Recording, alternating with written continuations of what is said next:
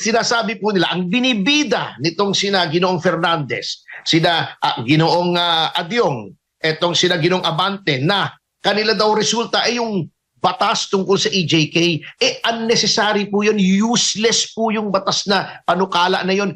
Inutil po yun sapagkat lahat po ng sinasabi doon sa batas na yon ay naroon na, they're already existing. Wala po tayong magagawa dyan sapagkat biased po sila. Itong Quadcom na pong ito po ay inorganisa, 4 na committee po yan, 4 na chairman. Isa lang po ang purpose niyan Hindi naman upang gumawa ng batas, kundi upang sirain ang pangalan ng mga Duterte, lalong-lalo na si Pangulong Duterte. Dito tayo sa nakalipas na Quadcom hearing kung saan ay naging, di ko lang alam kung panauhin, resource person ba siya or nasasakdal kasi parang lahat against sa kanya. Ano sa tingin mo dito, attorney? Si FPRR dito pinatutungkulan natin. Yun nga po ang mali po roon. Kasi wala pong nasasakdal sa isang legislative hearing.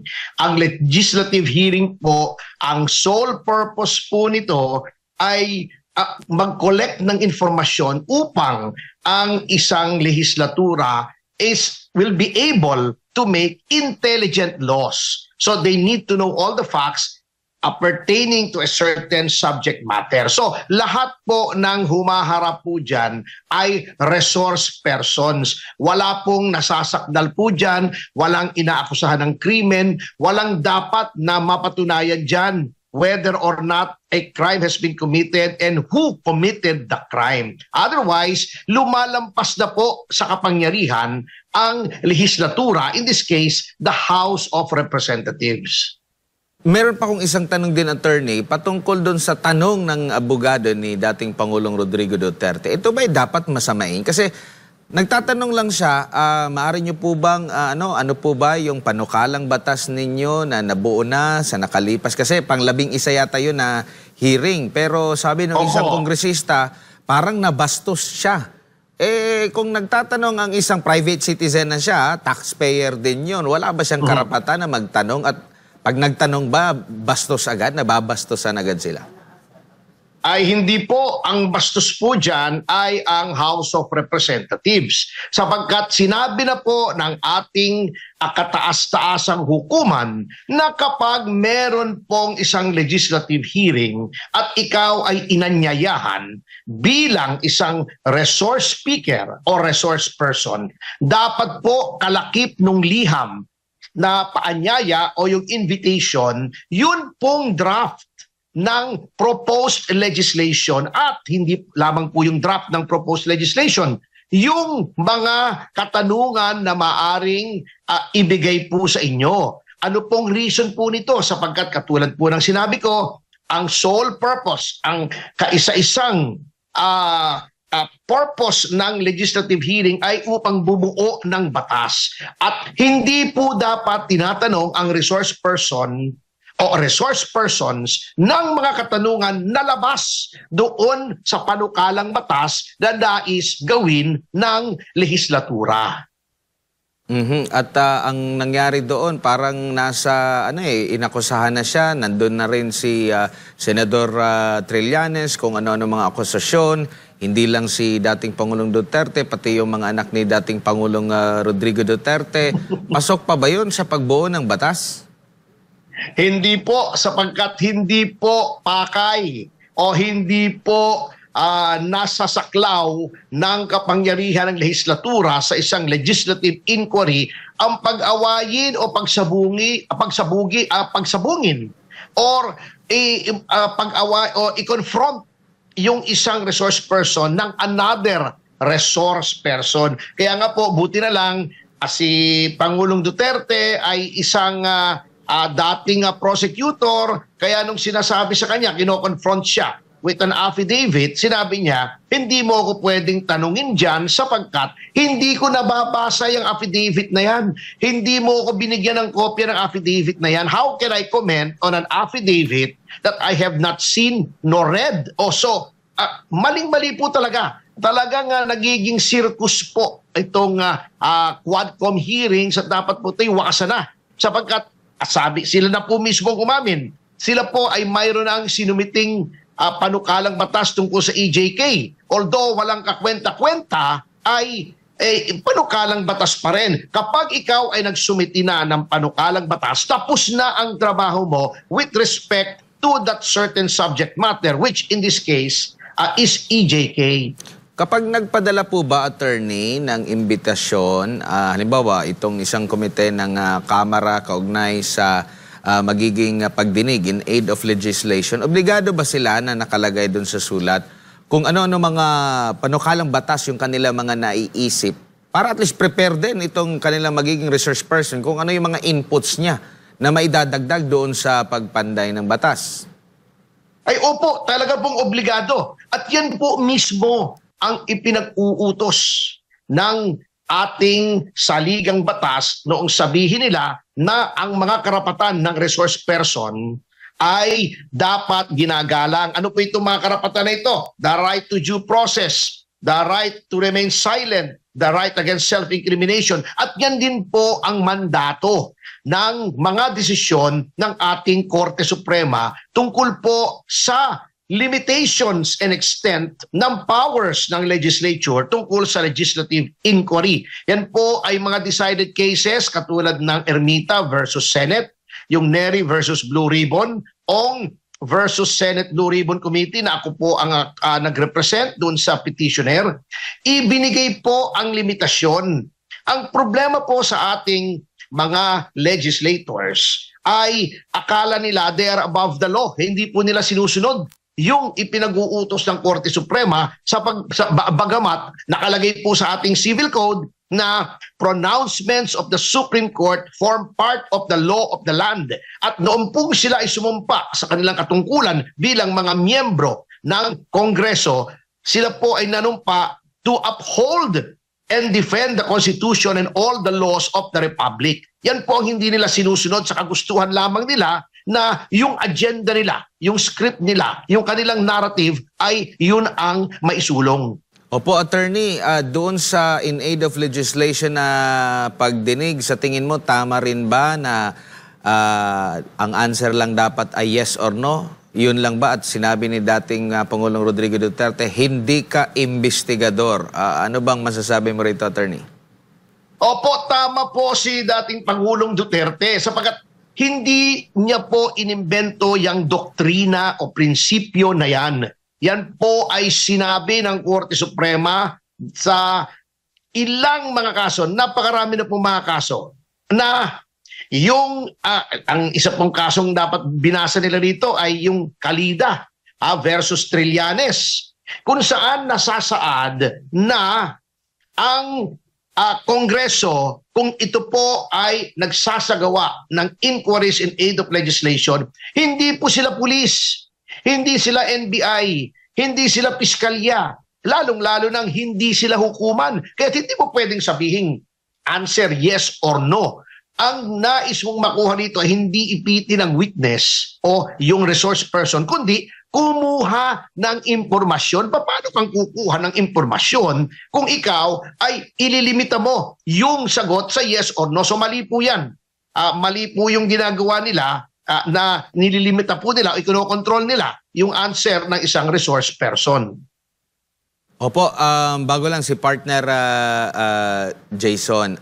Doon po ba sa mga pagdinig sa korte, ano ba, ina-adapt din ba ito? At sa mga pagdinig ba sa korte, mas proper, mas hindi bias, hindi pwedeng bias doon? Kasi dito halimbawa sa pagdinig sa Quadcom, puro sinasabing biktima ng war on drugs.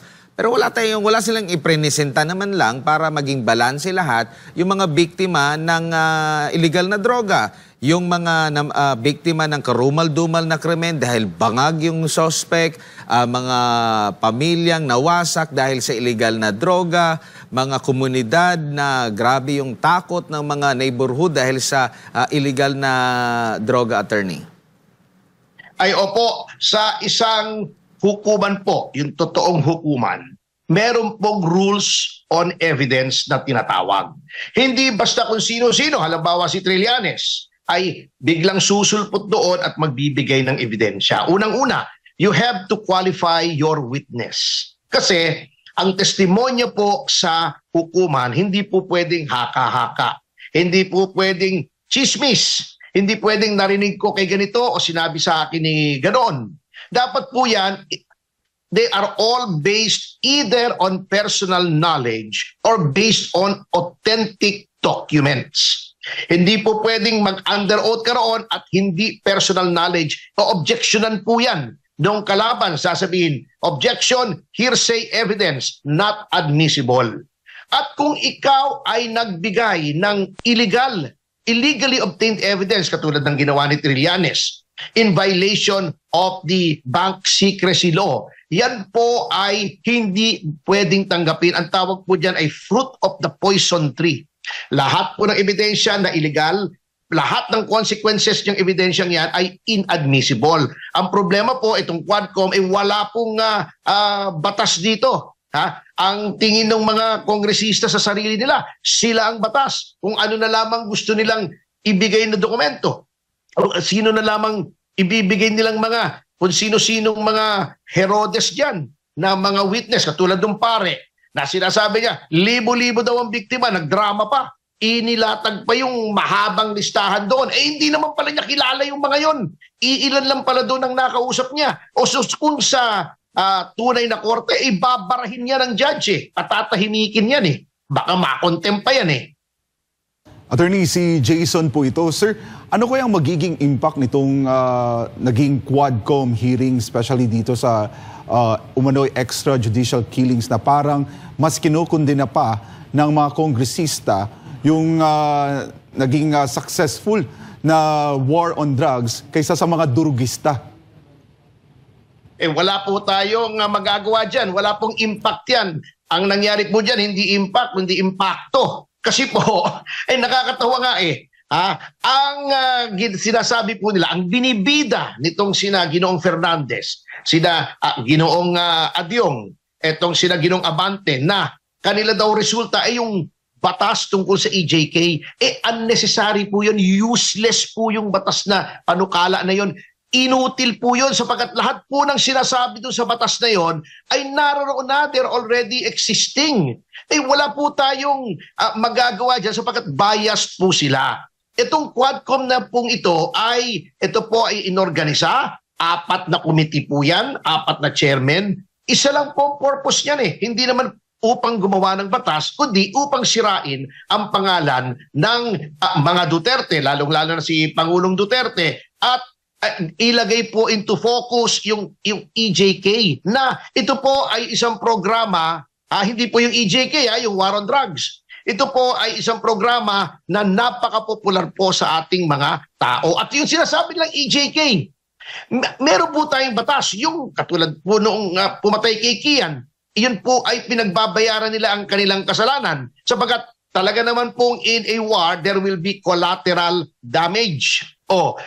Yun pong lumalabag sa patakaran ng ating batas tungkol sa war on drugs, yun naman po ay pinarurusahan. So para sa akin po, wala pong mapapala ang ating taong bayan. Nag-aaksaya lamang po tayo ng oras, ng efforts ng ating mga congressmen at lalong-lalo ng mga salapi. Yung mga binabayad natin sa mga congressmen na dapat sila ay gumagawa ng magagandang batas, imbestigahan nila kung ano nangyari doon sa flood control, kung saan nalulunod yung ating mga kababayan. Imbestigahan nila yung sa Okada, yung di umano'y may panunuhol kay Speaker Martin Romualdez. Kung gusto nilang malaman yung sa droga, imbestigahan nila yung video ni Pangulong Marcos. Bakit dito sila nakatuon sa isang side lang? Yan ay nagpapakita lamang ng kanilang bias at prejudice laban sa dating Pangulo.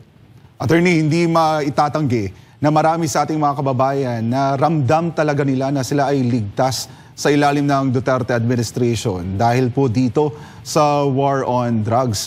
Pero ngayon po ay kinukundina ng mga kongresista itong nangyari na war on drugs. Pero hindi nila namamalayan, sir, na merong latest survey na nangunguna po ang lungsod ng Maynila sa ilalim ngayon ng administrasyon sa may pinakamataas na crime rate dito sa Asia. Ano ang masasabi ninyo dito, sir? Totoo po yan sapagkat Unang-una po, noong tinigil nila yung war on drugs, hindi na po natakot yung mga pusher, yung mga drug lords, sapagkat iba na po ang policy. Hindi lamang hindi itinuloy ang war on drugs, hindi lamang naglembot-lembot ang ating pamahalaan, kundi natatakot na yung ating mga kapulisan na magpatupad ng mga batas tungkol sa droga sapagkat natatakot sila na sila naman ang kondenahin ng ating mga mambabatas. So, itong ginagawa ng ating kasulukuyang pamahalaan po it sends a chilling effect. Nawawalan po ng moral, nawawalan ng gana, natatakot ang ating mga kapulisan na ipatupad ang batas at hulihin yung mga lumalabag sa batas, lalo na yung mga drug lords na hindi lamang po ito'y paglabag sa batas na isa o dalawa ang biktima. Libo-libo,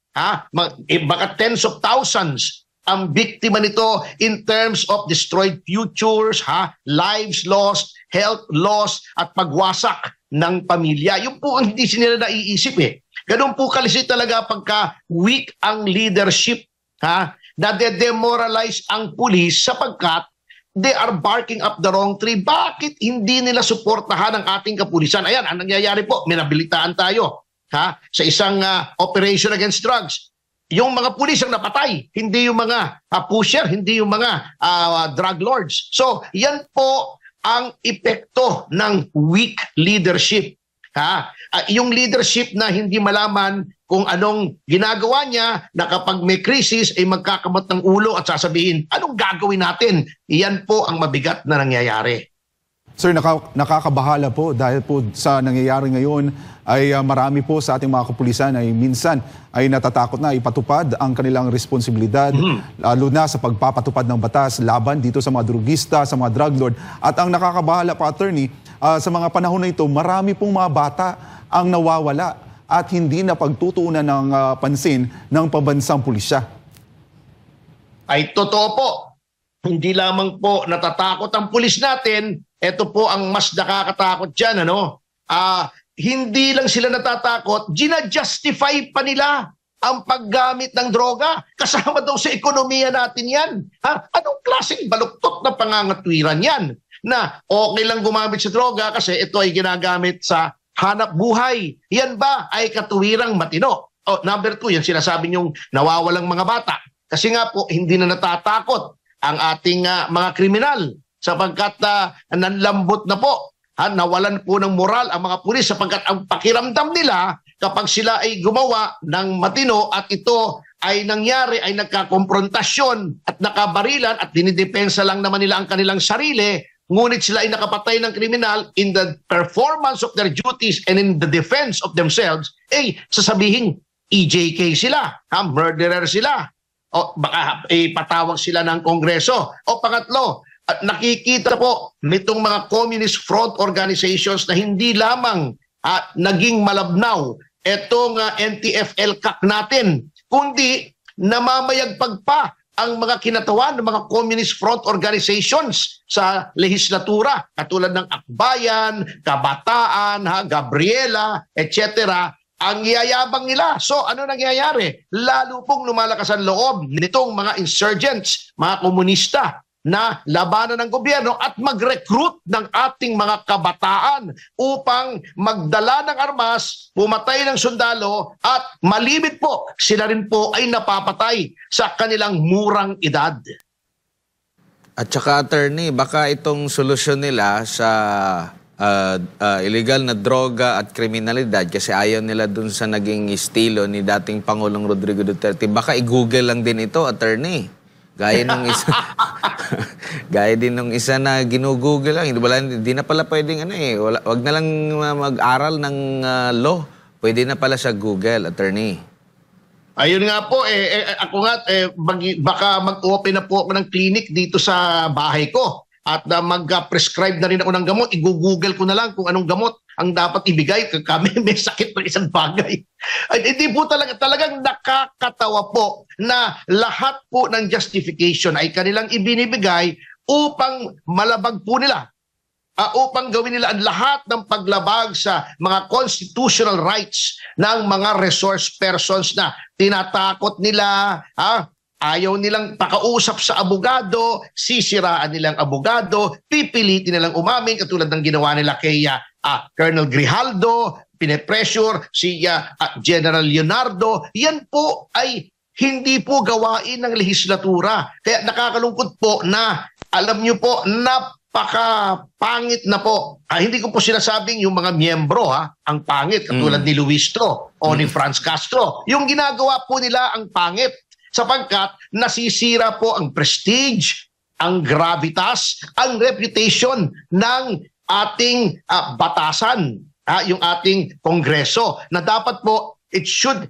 be populated with honorable men and women. Kaya nga honorable ang tawag sa kanila. Pero ngayon, napakarami po nila na talagang napaka-dishonorable. Wala na pong dangal, wala na pong dignidad. Tsaka attorney, marami ding nakapansin kasi parang nagugustuhan nila yung terminong contempt, no? Pag hindi nila nagustuhan yung sagot ng kanilang mga tinatanong, contempt agad, no? At tinatakot ng contempt, kanina meron na namang na-contempt. Tapos nagtataka sila, yung kabilang sa mga nag-iimbestiga nagtatanong, convicted. Hindi naman ako, ayun nga po. Hindi na bilanggo. Marami po sila, hindi lang din nagtatanong, ang dami nilang resource persons, katulad ni Trillanes, hindi ba convicted yan at nakulong yan, pinardon lang yan si Laila de Lima, kaya naman na-acquit yan umatras yung ibang witnesses nung wala na si Pangulong Duterte at naging weak ng ating leadership. Yung pare doon, yung si Father Flavio ba yun, ay self-confessed drug addict. Yan po ang kalidad ng mga resource persons nila at yan pa ang kanilang pinaniniwalaan. Sina Las Cañas, sina Matubato, na napatunayan na time and again na walang kredibilidad at napakasinungaling ng mga tao. Siguro bilang panghuli, attorney, ano na lang ang dapat gawin ng taong bayan ukol dito? Kasi parang wala silang planong tumigil dito pa sa mga pagdinig, unlimited pagdinig na ito. Sa bayan ito, may Quadcom, kanina yung sa confidential funds din ng pangalawang Pangulo. Ano na lang? Kasi nalalapit na rin yung halalan po, attorney. Opo, alam niyo po, ang magagawa ng taong bayan katulad natin ay ipadama sa kanila that we do not approve. Sapagkat yan po ay House of Representatives. Mga kinatawan sila. Ipakita natin sa kanila na yung nire-represent nila ng mga tao ay ayaw sa ginagawa nila. They are supposed to be, as representatives, they're supposed to be doing the will of the people.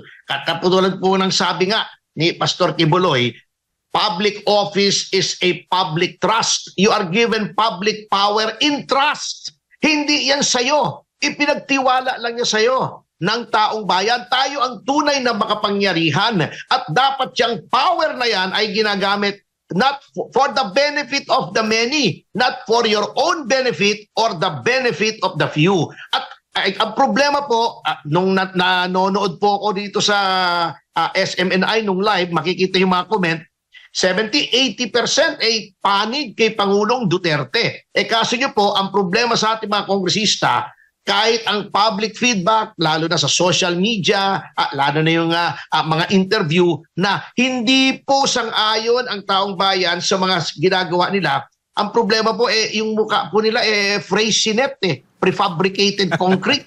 Makapal hindi tinatablan. Yun po ang problema. Bakit hindi tinatablan? Ewan ko po kung anong motivation nila. Kung bakit yung tinig ng taong bayan ay pilit nilang ayaw dinggin at yung tinig ng ibang mga motivation ang kanilang dinidinig. Kapansin-pansin nga, every time na may pagdinig ang camera, yung comment section sa kanilang YouTube page ay naka-off. Ay, opo. Kasi pagkat ako lumilipat-lipat ako ng platform kasi ang tinitingnan ko lang may comment. Yung ibang malalaking mga istasyon, ang comment section talagang makikita nyong sinusumpa po sila. Ang problema nga po, may kasabihan, hindi ko sinasabing sila to ngunit may kasabihan, when money talks, you do not check the grammar. Kaya siguro ganun magsalita si Dan Fernandez. Attorney, i-google na lang natin yan. Maraming salamat po sa inyong oras at Kampanyero Google, oo. So ulitin